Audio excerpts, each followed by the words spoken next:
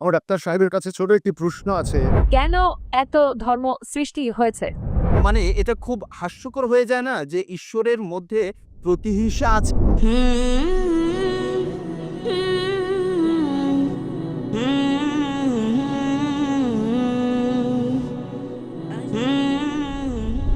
আমি একজন অমুসলিম।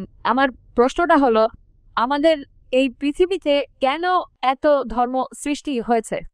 পৃথিবীতে কেন এত বেশি ধর্ম আমাদের বুঝতে হবে। আমাদের স্রষ্টা আল্লাহ সুবহানাহু ওয়া তাআলা পাঠিয়েছেন মাত্র একটা ধর্ম। আল্লাহ পবিত্র কোরআনে বলেছেন সূরা আলে ইমরান অধ্যায় নম্বর ৩ আয়াত নম্বর ১৯, ইন্নাদ-দীনা ইনদাল্লাহিল ইসলাম।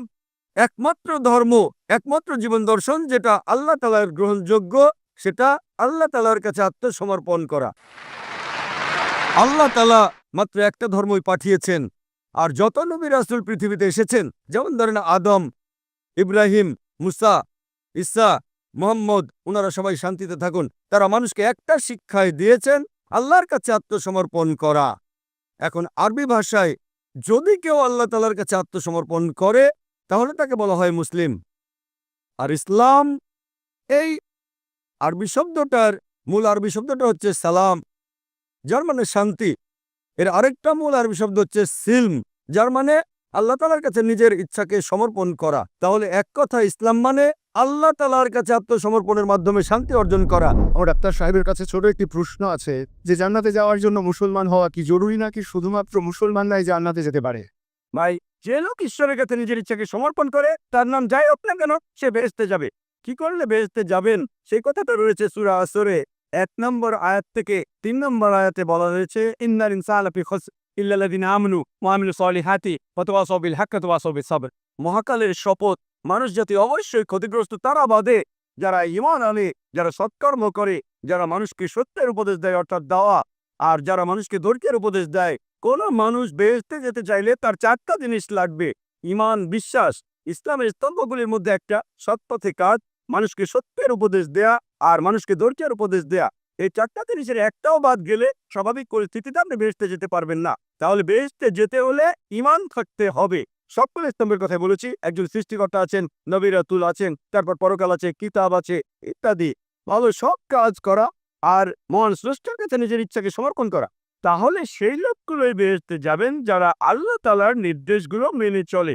ঈমান, সৎ কাজ, মানুষকে সত্যের উপদেশ দেয়া, ধৈর্যের উপদেশ দেয়া। যদি ভালো কাজ করেন, আপনার ঈমান থাকে, মানুষকে সত্যের আর ধৈর্যের উপদেশ দেন, ইনশাআল্লাহ তাহলে সেই লোক বেহেশতে যেতে পারবেন। এক জায়গায় সর্বশক্তিমান ঈশ্বর বলেছেন, তোমরা আমার কোনো প্রতিমা তৈরি করবে না, কারণ আমি তোমাদের প্রভু, খুবই প্রতিহিংসাপরায়ণ। মানে এটা খুব হাস্যকর হয়ে যায় না যে ঈশ্বরের মধ্যে প্রতিহিংসা আছে অথবা এ ব্যাপারে তিনি ঈর্ষান্বিত হচ্ছেন। আপনি খুব সুন্দর প্রশ্ন করেছেন যে আমি একটা অনুচ্ছেদে বলেছিলাম যেখানে বলা আছে তোমরা আমার কোনো প্রতিকৃতি তৈরি করবে না যেটা আছে উপরের স্বর্গে, পৃথিবীতে অথবা পৃথিবীর নিচে। তোমরা এমন কাউকে উপাসনা করবে না, কারণ আমি তোমাদের প্রভু, ঈশ্বর এবং খুবই ঈর্ষাপরায়ণ। এ কথাটা রয়েছে বুক অফ এক্সোডাসে, অর্থাৎ ওল্ড টেস্টামেন্টে ২০ নম্বর অধ্যায়ের ৩ থেকে ৫ অনুচ্ছেদে। এছাড়া বুক অফ ডিউটেরোনমি ৫ নম্বর অধ্যায়ের ৭ ও ৯ অনুচ্ছেদে আছে। আর এটা হচ্ছে বাইবেলের উদ্ধৃতি। আমি এ কথা বলি না যে বাইবেলের পুরোটাই ঈশ্বরের বাণী। এই অনুচ্ছেদটার প্রথম অংশের সাথে আমি একমত, ঈশ্বরের কোনো প্রতিকৃতি নেই। কিন্তু দ্বিতীয় অংশ বলছে ঈশ্বর ঈর্ষাপরায়ণ, আমি কথা মানি না, এই দ্বিতীয় অংশটা।